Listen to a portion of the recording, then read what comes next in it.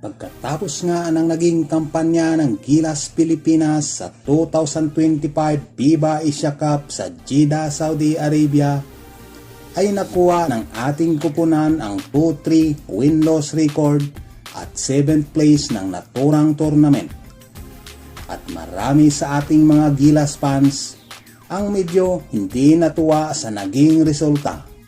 Sigaw ng ilan kailangan ng magpalit o palitan ng ilang mga players. Dahil ilan nga sa mga players natin medyo nagkakaedad na at ang mga laruan hindi na nga kagaya noong kabataan nila. Hindi lang sa mga local player maging itong ating naturalized player na si Justin Brownlee ay hindi nakaligtas. Medyo nagkakaedad na nga rin naman siya, pero nagagawa pa rin naman niya ang dapat niyang gawin sa ating national team.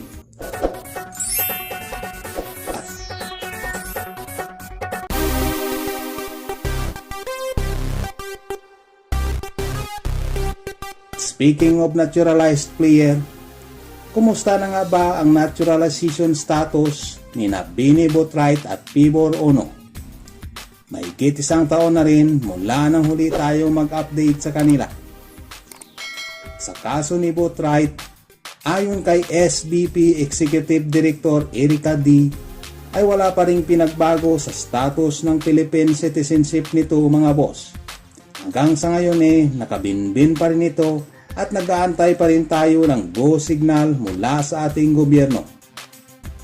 Matatandaang 2024 pa nga nang sinimulan ang proseso tungkol sa kanyang Filipino citizenship.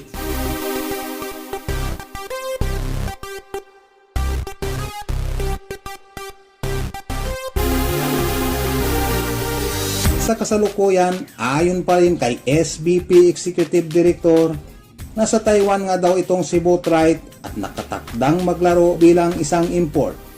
At maaring ngayong darating na Nobyembre para sa first window ng 2027 FIBA World Cup qualifiers ay sasandal pa rin tayo kay Justin Brownlee.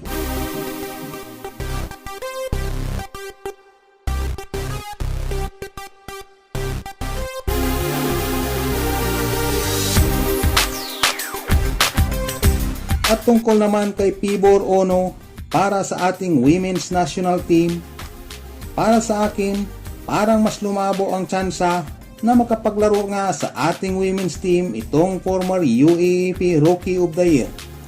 Dahil kamakailan lamang ay lumipad na nga patungong US ito para maglaro sa Oklahoma State University. Bagaman sinasabi ng iilan na may posibilidad pa rin makapaglaro itong si Ono sa ating national team. Kahit malayo at may commitment ito sa ibang eskwelahan sa malayong bansa. Well, sana nga malaking sayang kasi kapag hindi natin nakuha itong si Ono. Dahil sentro ang pinakaunang problema ng ating women's team.